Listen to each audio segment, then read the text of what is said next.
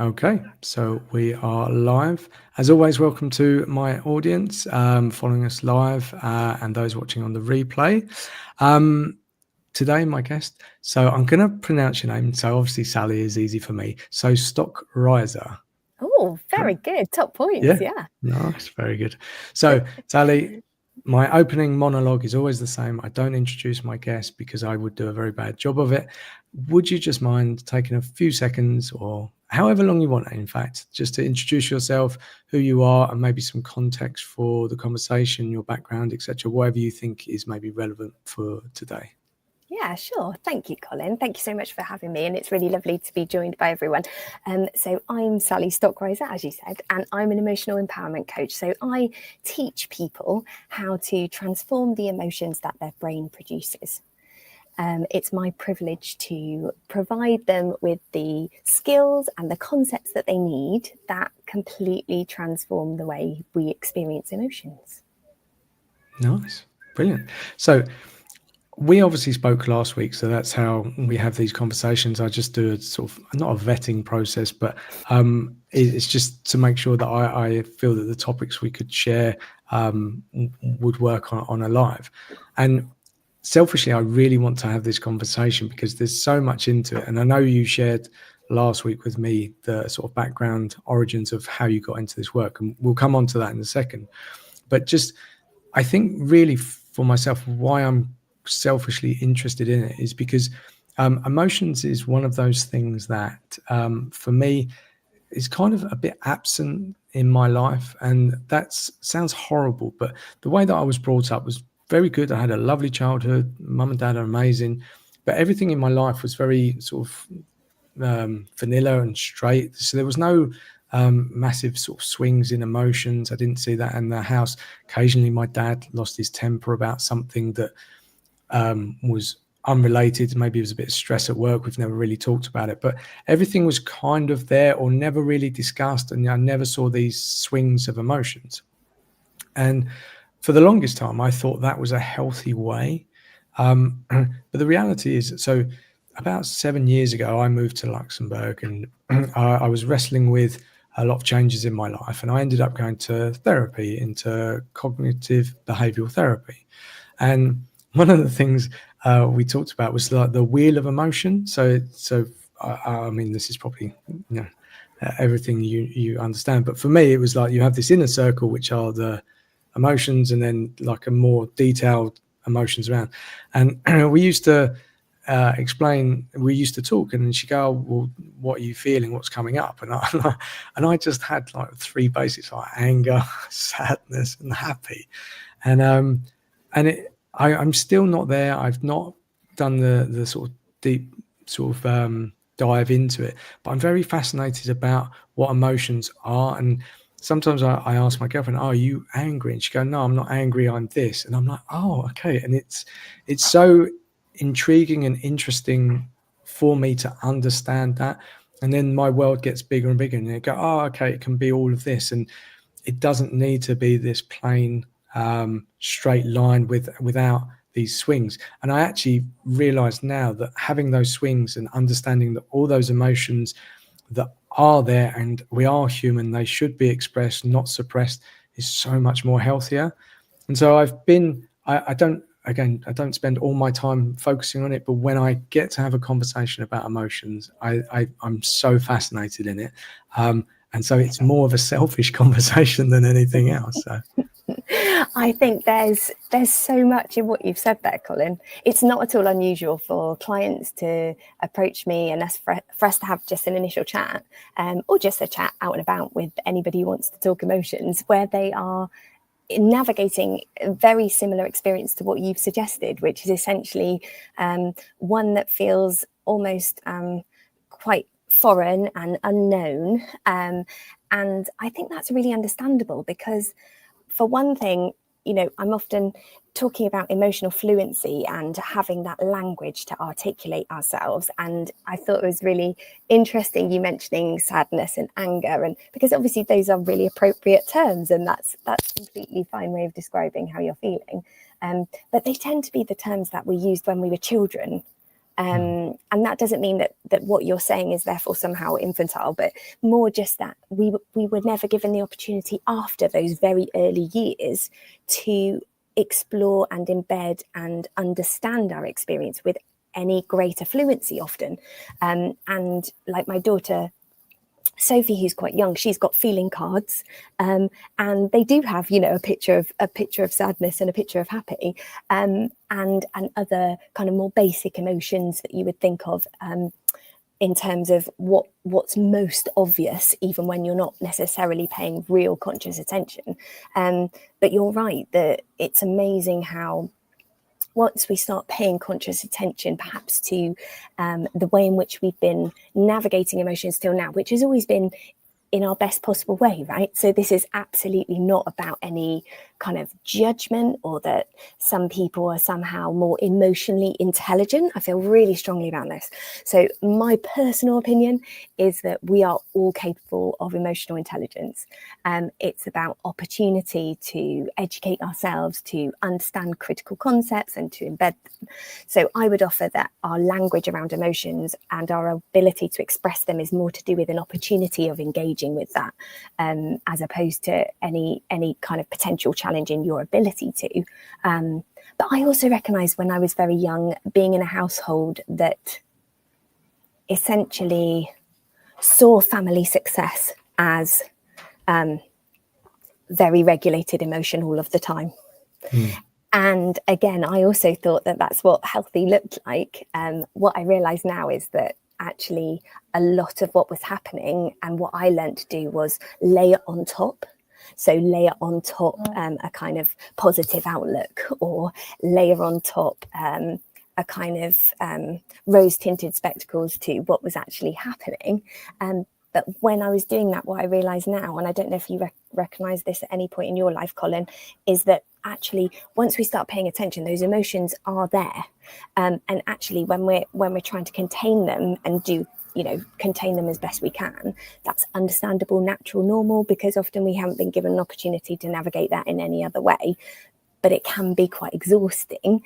And also it doesn't give us an opportunity for influence.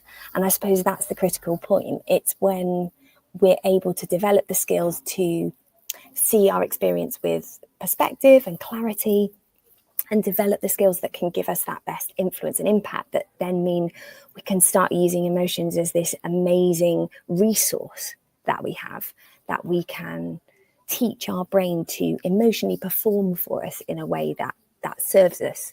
And I'd never really thought of emotions as kind of fuel for my life, or fuel for who I was or who I wanted to be.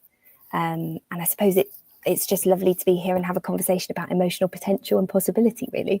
Yeah, so I'd like to get into a second in terms of the origins of how you actually got to doing what you're doing, because I know we touched on it last time. But one of the things that I'm interested in, and you were just sort of saying about it, I think I've suppressed emotions, or I've ignored them, or put layers on top of them. And something I always thought that the brain was running the show.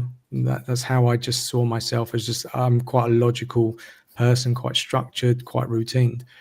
And I would say it's only the last 3-4 years that I realized that there's so much wisdom in the body, especially around intuition. And I think I know nothing really about where the emotions come from, if they're head, heart, or whatever. But the more I connect with my body, the more human I feel. I feel there's so many messages, there's so much knowledge and wisdom in my body, and it's just about allowing that to come through. And I think having suppressed it for a long time, it's a bit strange. And when these these emotions do come up, it's hard for me to sort of not navigate it, but go, oh, where is that appropriate? Does it show up?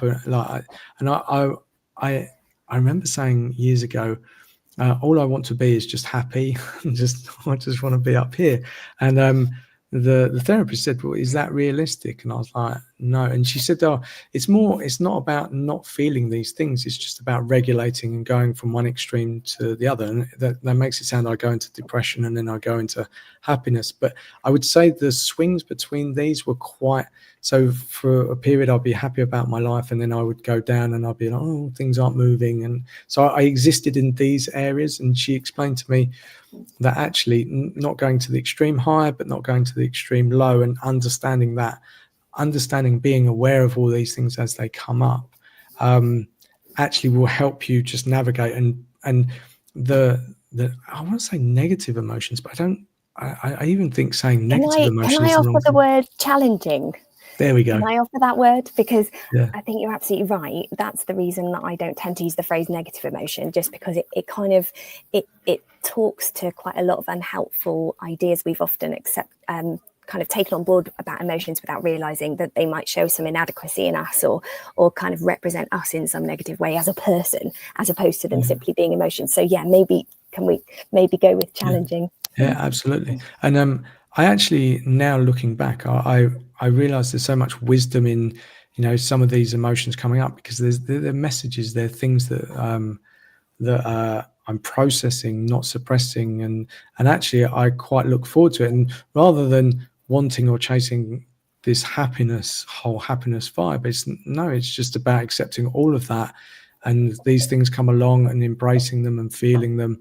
Again, that makes it sound like I'm some sort of expert and I'm at peace with myself. I'm very much not there, but I think that's the part of the journey. And rather than avoiding these challenging emotions, actually, okay, go, that's something that's there. What is that? Dig into that. That's curiosity. My body's telling me something's coming up, and why is that? And I think with all of these things, if you approach it with a curious mindset, it's a lot easier, and you don't. I used to beat myself up quite a lot about, especially something like crying was like, oof, no, and I would absolutely stop myself crying, and I saw it as a weakness, etc. And now it's just like, no, okay, my body's saying I need to cry. What's that about? And that can open up a huge world of information, wisdom, and it can take us in all different directions, which I think is amazing. Yeah, and I think I remember exactly where I was when I realised for the first time that all of my emotions and all of my feelings were being produced by my brain's conscious and subconscious thinking. And I remember just being absolutely blown away by that piece of knowledge, because until that point, I'd felt that emotions were happening to me, that they were just something beyond my control that I didn't really understand, and I was just trying to contain and repress as best as possible and get through. Whereas once I realized that it was to do with the way that my brain was processing the world around me and the way that it was thinking at a conscious and subconscious level, suddenly I thought, oh my goodness, wow, what does that mean? What influence can you have on the way your brain's processing the world and thinking about it? And so what I now understand is that emotions are the way that our brain communicates to us as we navigate the world around us. We navigate the world, our brain produces emotions in response according to its conscious and subconscious thinking. And I realized that I'd never known that was even something that was happening, but also I had not at that point even realized there were skills that I could learn that would allow me to listen to that thinking, reveal that thinking, and therefore have an opportunity for influence. So it was almost like my brain had been communicating to me for years through emotions and its thoughts, but I'd never, ever had an opportunity to understand that that was what was happening, and that therefore I could start having an impact on the way that it was communicating with me emotionally. So is this the moment that we spoke about before when you were renovating your house? Was this the Yeah, trigger? Yeah. yeah. Would you mind just explaining that for the audience? Because I know No, you not at touched all. on it briefly, but yeah. Yeah, sure. So the whole reason that I was able to learn and master the ways that I could practically apply psychological theory and neuroscience to my own experience was because I had a gap in my life where I'd taken a career break. It was the right decision for me with our young children, and I was fortunate enough to be in a position to be able to choose to do that. And my husband was traveling internationally with work at the time, so I problem solved with him the best way that I could add value at that time. And we decided it would be if I could renovate and extend our house. Because if I could do that, then that would be a great thing I could do around meeting our kind of childcare needs. That it was something I personally wanted to do, but it meant I could add some extra value to what I was contributing. So to cut a long story short, I taught myself how to be a builder. So I should have said my early career was a teacher, right? So I've always been like pro education, the keeny bean that like always wants to learn. And I think two things came together at that point. One was I've always been incredibly practical. I'm a very practical person. And I like practicality. I like knowing what to do and practical steps to take. But also I love education, and I just believe so passionately in our ability to learn and adapt and evolve. But also, I suppose I believed in that capacity in myself as well. So so I taught myself block work, plumbing, electrics. Every aspect of building work.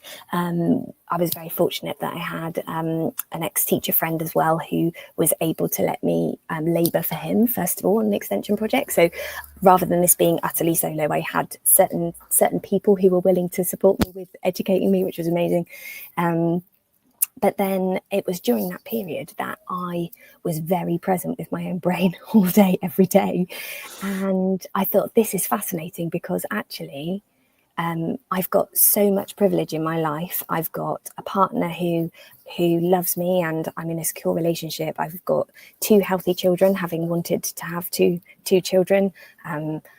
I've got financial security. I'm making decisions about how I problem solve, how we do life. I mean, that's an incredible level of privilege. And I was just thinking, that's so fascinating, because I thought that would deliver me the emotions I was looking for. I just thought that would allow me to feel capable and secure and confident. And I didn't. I felt relentlessly inadequate, anxious, quite ashamed that I wasn't earning financially at that point. Lots of emotions that didn't make sense to me and that were holding me back in ways that I could see weren't helpful. And I would have conversations with my friends when we met up, and we were all basically discussing the same thing. However we were doing life, we were basically saying, life's quite emotionally intense. Let's talk about how emotionally intense that is and support each other with it. And it was always really valuable and helpful, but it never stuck. And then I would come away and be back with my own brain. And so I just remember looking at the concrete mixer one day for, the 60th time, and just thought, if I can build a house, I wonder what's possible to build in terms of an emotional experience. I wonder what is possible. I suppose that curiosity. And yeah, that's what set me off on trying to find out what was possible, again, through that kind of practical lens, I suppose. And so where do you start with that? So obviously you're into research. I know today we find you in the library, but that was more through necessity than anything else. But you said you like to learn. So where was your first go-to? Because YouTube is always my go-to, but you can go down many sort of rabbit holes of knowledge, and it can take wrong turns. So what was your first step? Where did you go? Was it books? Was it people? Or where did you go from there? Yeah, so for me it was books. So I went to books on cognitive behavioural therapy. So there's an overlap there with, I am not a cognitive behavioural therapist whatsoever. That's not my background at all. But what I did do is look into that specialist area and start learning about that from a perspective of how I could cream off what was relevant to my everyday experience. I also took a deep dive into compassion-based therapy, which I also found really interesting in terms of how we support the brain in approaching our emotional experience with compassion and the incredible impact that can have. And so it started there. And because what's wonderful about everybody's contribution to that area of discipline and theory is that there's always something new to take away from everyone. So I essentially took 18 months of diving into, what's next with that kind of, I know, the research we would have associated when we were graduating and doing our degrees. I was just hungry to find out about theory, I suppose. But what I then did was start looking at how I could apply that to myself and my own experience. And that's when things started to happen that I never knew were possible, in terms of understanding what theory might look like for me and the practical steps that I would take to make that my reality. So I suppose one of the things that's really relevant is we see a lot of information about emotions and feelings now, which I think is really healthy and helpful. I was always really interested in how we could turn that information into transformation, what were the actual practical steps I could see that certain things might be helpful or certain ideas might be helpful, but how could I embed those myself? And so it was when I started taking concepts and then giving myself time to practice and embed those concepts that things started to really shift. Okay, cool.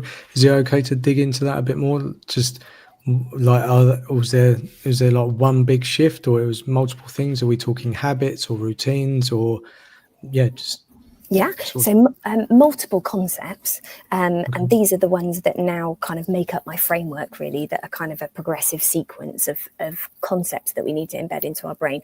One of the first is learning to observe my experience with clarity and perspective.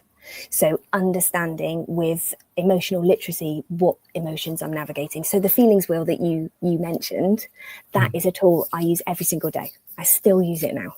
So because emotions are physical sensations in our body, and because we can start paying attention to what those physical sensations are, we can start matching those up with appropriate names.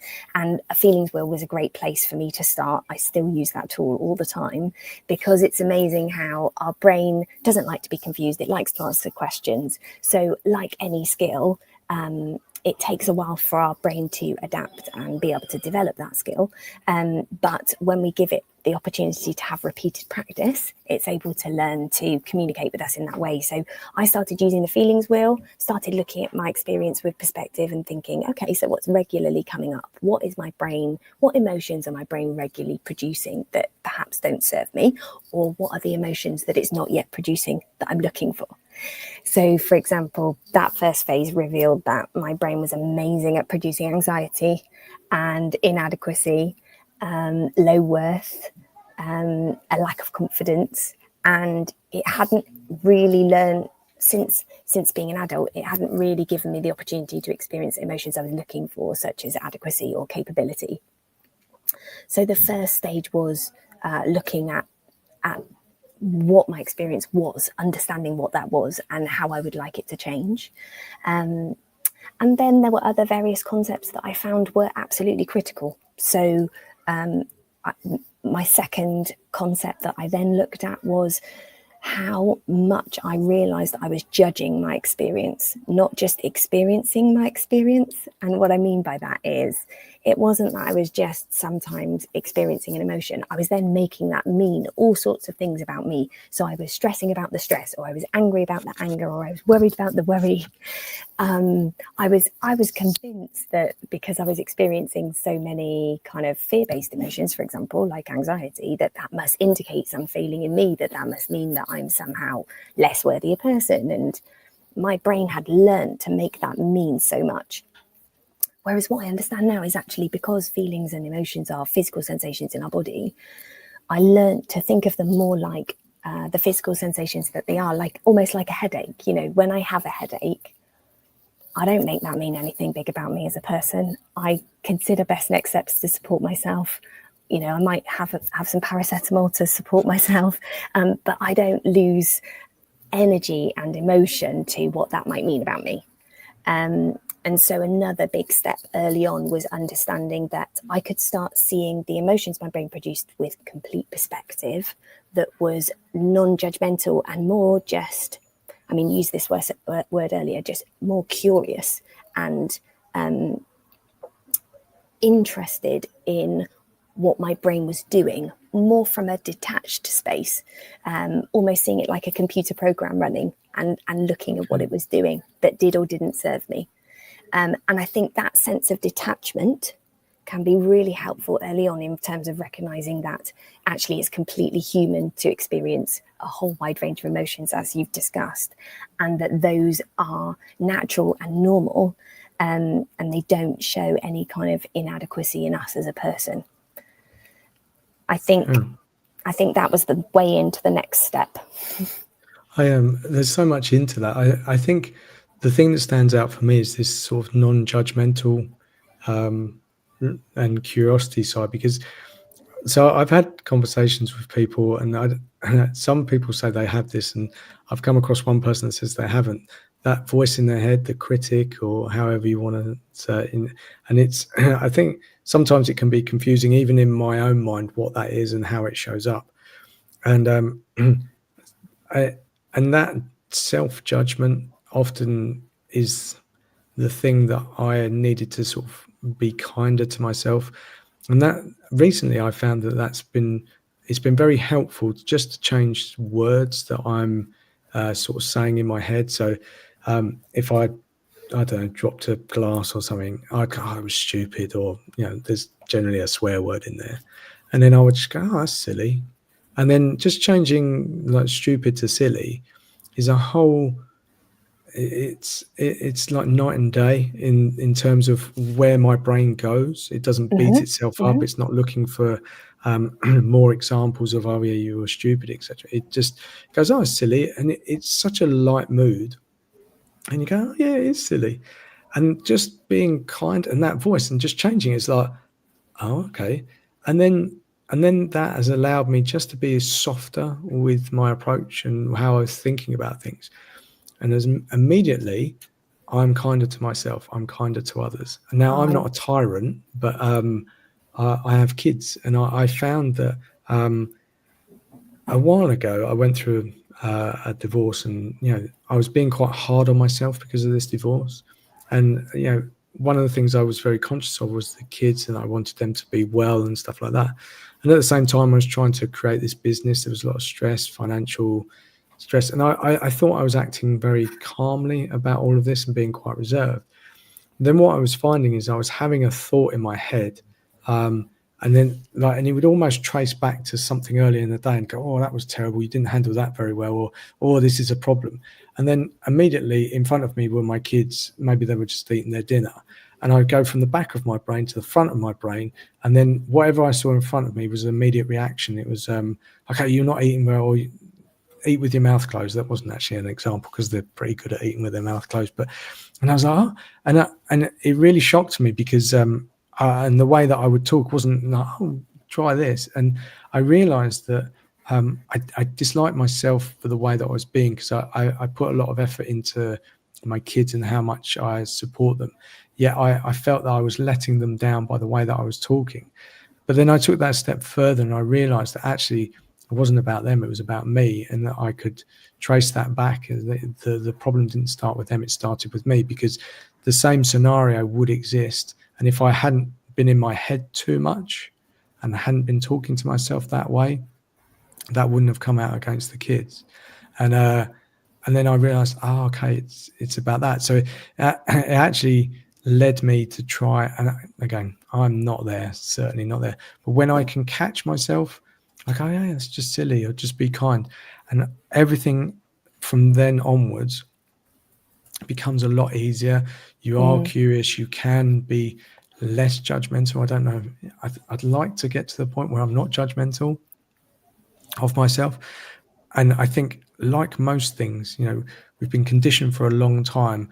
You don't just go to the gym once and you're He-Man. You have to keep working at that and keep showing up, and that can be very enjoyable. You can make it fun, and it's amazing when I catch myself and find that, oh yeah, okay, like this is like how I can progress so easily through life by not judging myself. That doesn't mean I don't care. I can actually show up so much better just by changing one word of how I spoke to myself in my head. And that's quite powerful, but you have to catch yourself. And that's and that's the critical thing there, isn't it, of the fact that you're in a position now where you are able to watch your own thinking almost. And I often say to my clients, it's often just having that awareness without any judgment, and then just considering whether that thought is serving you. And like you say, because our thoughts are generating our emotions, actually a tweak of one word can radiate out in completely different emotional consequences. And actually the difference between talking to yourself in a way that talks about stupidity will take you off to probably a much more intense emotional place than a word like silly. And critically, you are choosing that because it serves you, rather than you layering on top because you think that might sound aspirational or idealist. It's more just having a really honest conversation. I mean, it's crazy, isn't it? We're talking about talking with our own brain, but essentially when you're watching your own thinking and thinking, actually, does this serve me? Like an equivalent for me would be swapping should to could. So my brain was very good at saying, oh, I should have done that. And every time I swap it to could, the difference emotionally is really quite significant, because should kind of lends itself to a critical lens, almost the idea that I failed and I could have been better. Whereas could seems to present it more as an option. It was an option. I could have done that. And if I had, maybe that would have served me better. And it's more like a learning process as opposed to a pass or a fail.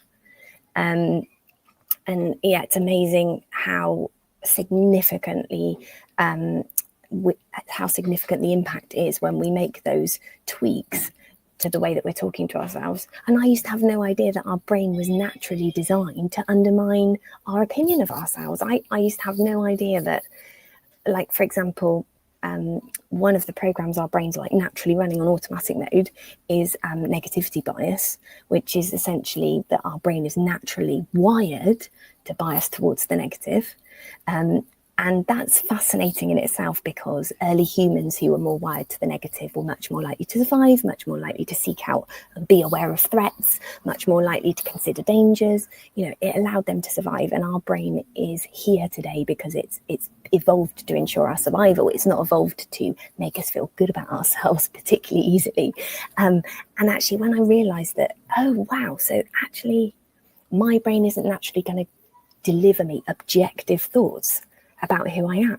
It's naturally going to default to kind of a negative interpretation of who I am. And I thought that's fascinating, because I've been seeing all those thoughts, like self-critical thoughts, as facts. When my brain says something, you know, that's a fact. You can't do that. Well, that's just a fact. Or you're going to mess that up. That's just a fact. And I hadn't had any opportunity until that point to see those as optional thoughts. And that realization was huge, actually.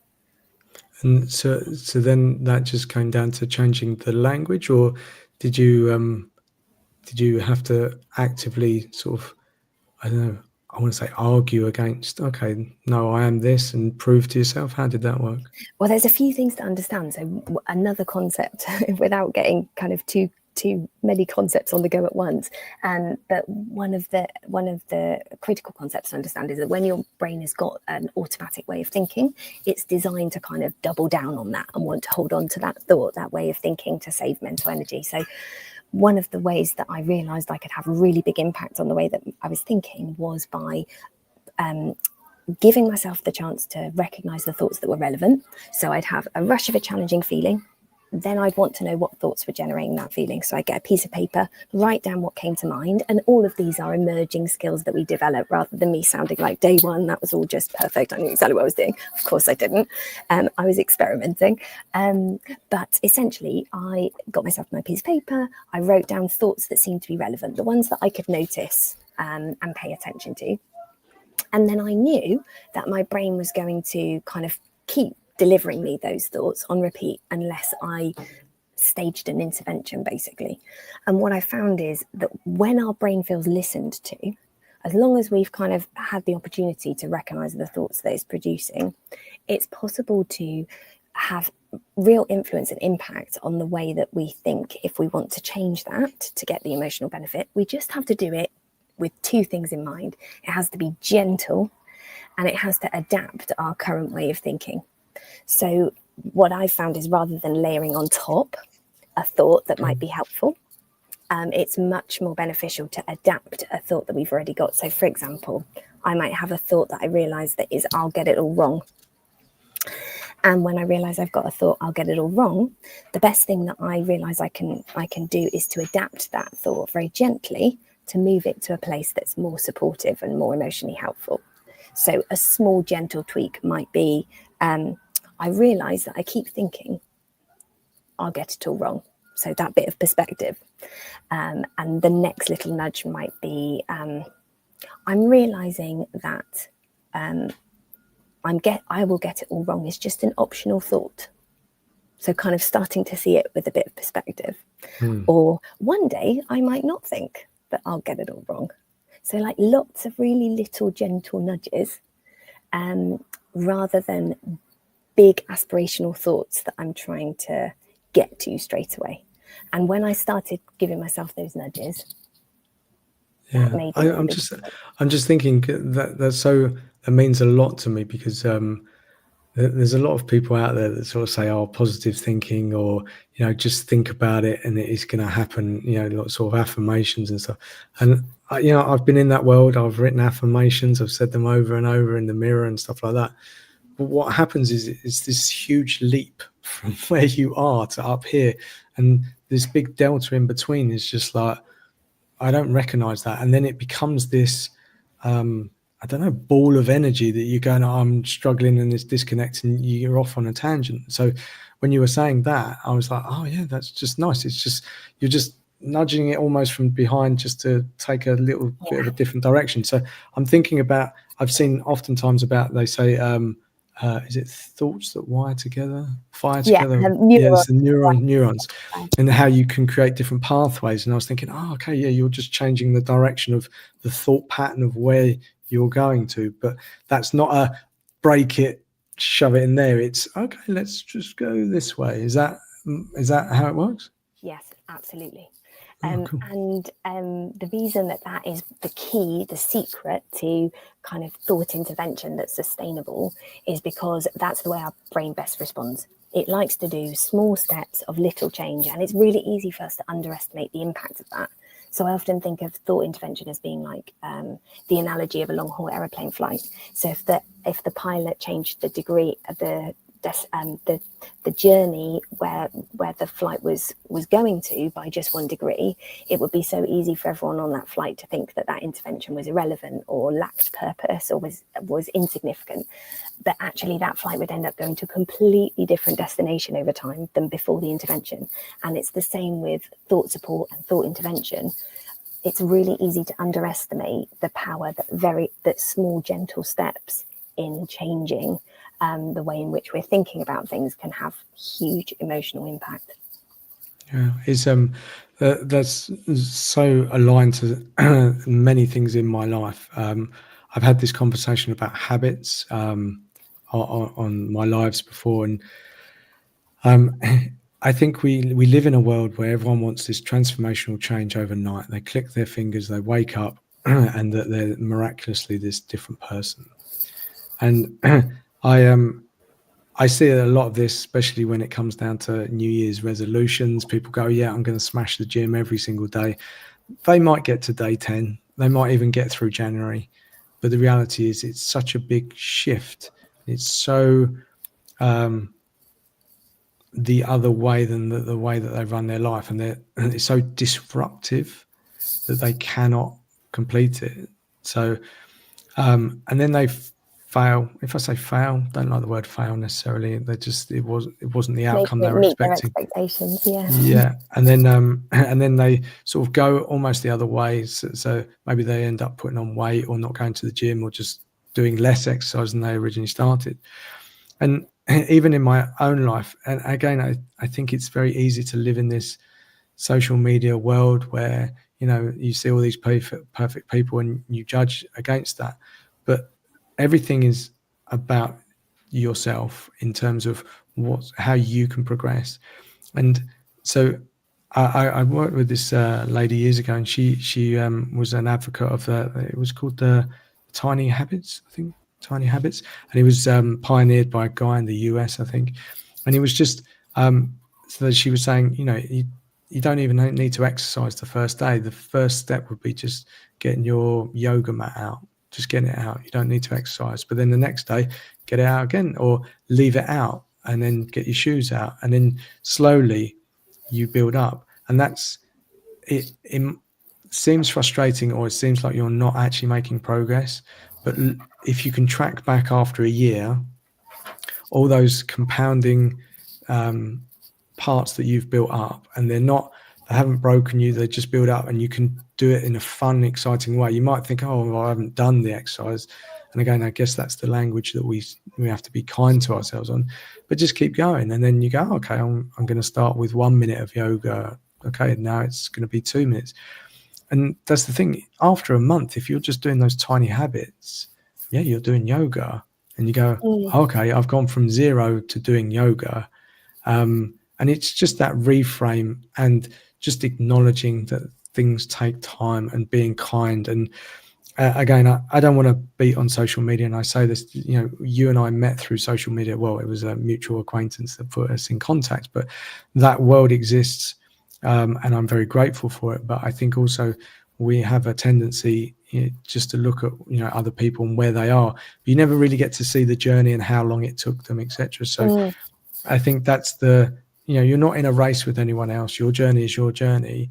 And I always say this about exercise. I've built exercise into my, I do it 5 days a week, and it's so integrated in what I do. I don't actually call it exercise. It's like having a lunchtime, and it's just almost eating.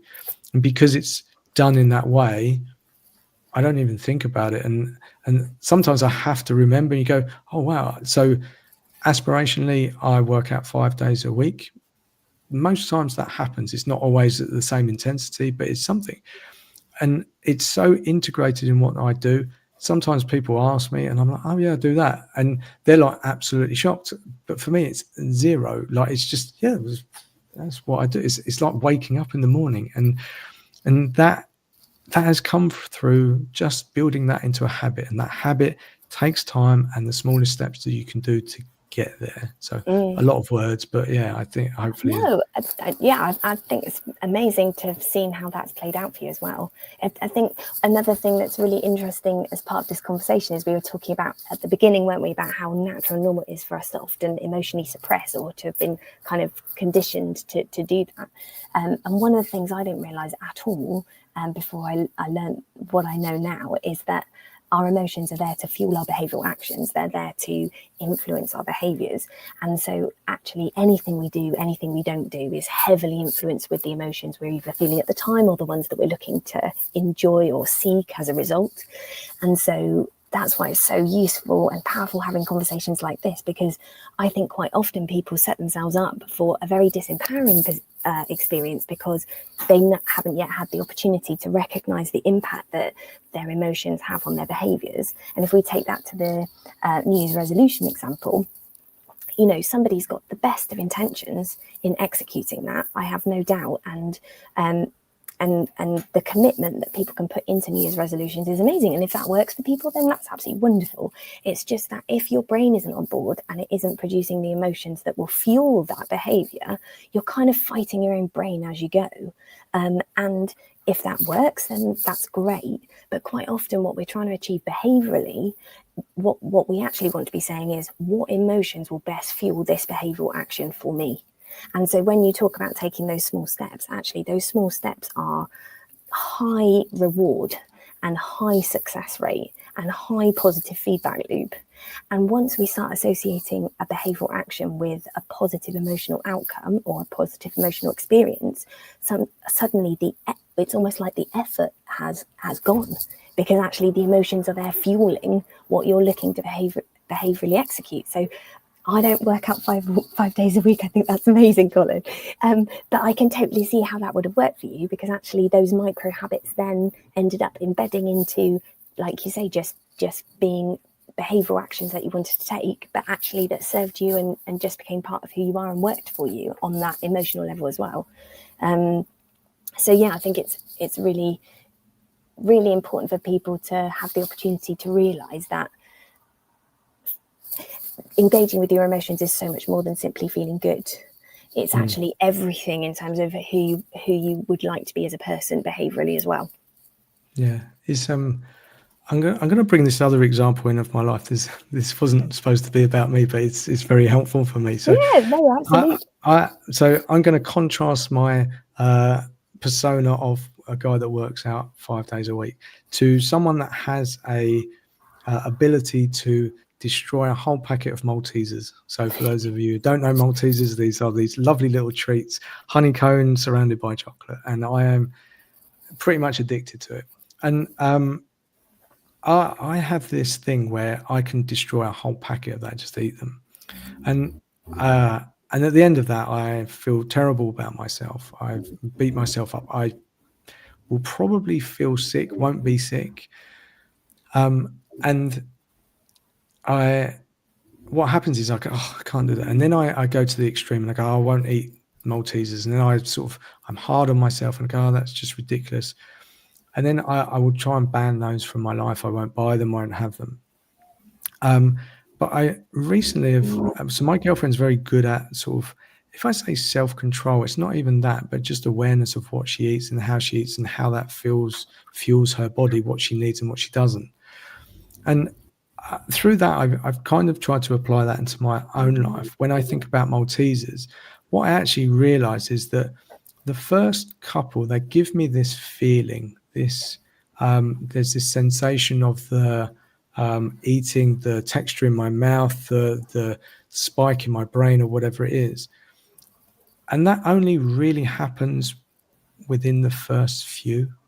And what I'm currently seeking after that is that same feeling, that same emotion, or that same high, or whatever it is. But the more I have, the less it goes away. And then I go into this unconscious eating. I just put more in my mouth, and everything goes away. So I'm trying to break it down to understand. For the last 2 nights, I've had about 4 or 5 Maltesers, and then I'm like, oh, that feels good. And then I just give a little pause, and then I was like, yeah, no, I got what I needed. And then I go, okay. And I was able to put the clip on the bag, which honestly feels like a Mount Everest of things that, and I was just like, Completely. yeah. And, but I realized it wasn't the chocolate I was after. It was the experience or the emotion that I was getting from it. And the actual eating itself may come from it. I actually think it's the emotion before eating it. It's just the ritual or the thing itself. And I was like, oh, I can give that to myself. And it doesn't need to be a tsunami of Maltesers entering my mouth in Yeah. that way. And I was like, oh. And it's like this. I'm just testing out with it. I don't know if I can keep it up or if it's a willpower thing or what. But I was like, oh, but by being conscious about it, not doing 2 things at once and shoveling Maltesers into my face, I was like, oh, okay, it's the emotion that I want. It's that thing, that thing behind it. And that is quite a game changer, because once you see it through an emotional lens, you can interpret that in completely different ways, can't you? Almost, like you were saying, you were able to see that there was an emotion you were feeling before you started eating that kind of fueled that behavioral action. And then after a few, you could see that your emotions in relation to that had changed. And so once you start having that wider awareness, it's much easier for you to start seeing with perspective, I would imagine, whether that's serving you or not. And what I always say to the people I support is it's recognizing that actually the emotion that you are looking for when you're doing a behavioral action that doesn't serve you, one of the things that can be really helpful is recognizing that isn't your only option for experiencing that emotion, and that actually that emotion is available to you in other ways in your life that does serve you. And so it can be quite helpful to allow our brain to recognize that there's full emotional opportunity. We can just find ways that work for us and serve us. And yeah, like you say, it's amazing how once we start paying attention, the impact that we can have. But I find as well, Colin, one thing that I find really useful, just in case it's useful for you, is giving my brain the chance to write things down after they've happened. So quite often, I'll leave myself a voicemail or something like that, and I'll say, Sally, this is for you. So talking to myself. because a lot of what I do is about building the best possible relationship with yourself, to be your own best friend, your best support, self-support. So I'll leave myself a little message and say, hi Sal, this is for you. You've just done X, and actually, although you thought it was going to feel great, it didn't in the end. And so I'm just leaving you this message that you can play it back at any point if you want to. And it's not about, like you say, it's not about judgment. Obviously, it's nobody else's business how many Maltesers you eat. It's just about whether it works for you and whether that's what you want when you're consciously paying attention.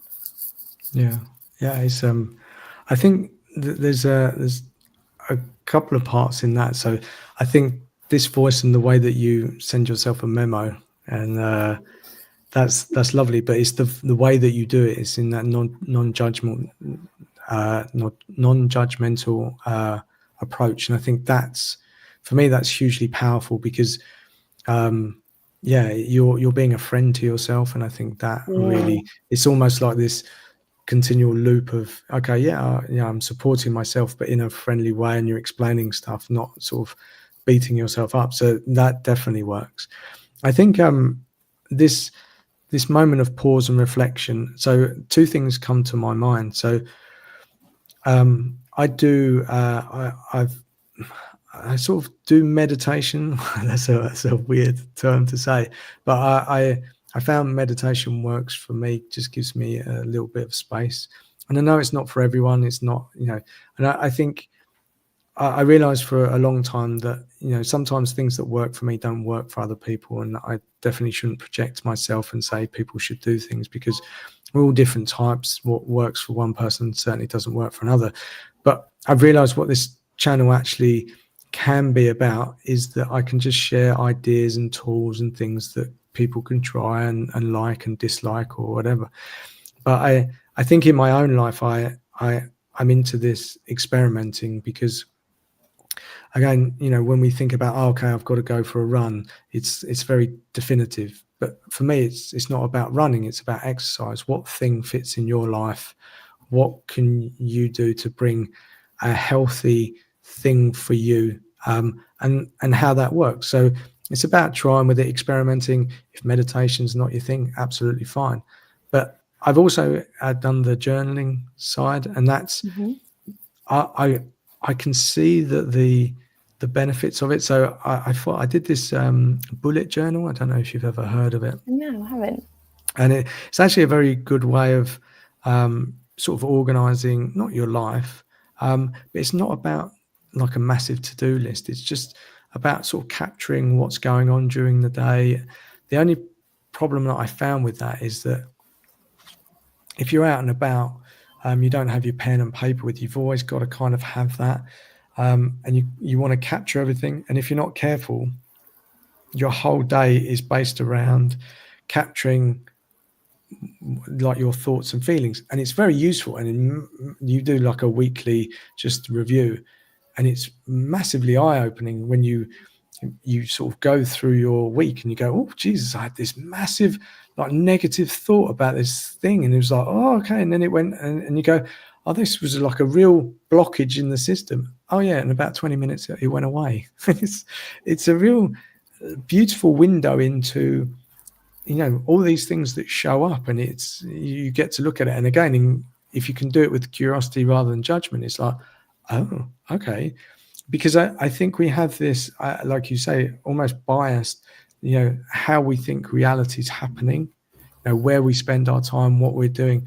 And we know in the moment, and, we have a thought, but that thought can just disappear if you can capture it in some way. But the problem is, I think for me with the journaling, is just that became all consuming, and I wasn't doing anything else other than trying to almost capturing thoughts about capturing thoughts in it. And it was just a bit like, so it became a bit of heavy lifting. But I think there's maybe, somewhere in between. So I don't have it on my desk, but I have these little notebooks, and I try and capture things and notes and just things. I set up reminders. I use Apple, the ecosystem, but I try and remind myself to get things out of my brain, remind me so I don't have to hold on to it, etc. So I love the way that you're doing things. So I might, I think I might experiment with that as well. Just these lessons and stuff like that, and use the the kind voice. I think that's it's definitely one for me.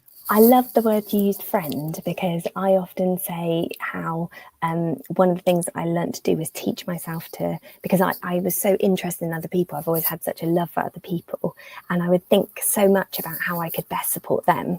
And I'd never thought about how I could support myself. And I often think about how you'd sit down next to your friend, wouldn't you? And they might tell you their situation, their emotional experience, and your brain just finds words that are supportive, probably, and compassionate, right? And your brain's like, oh, I know what to say here.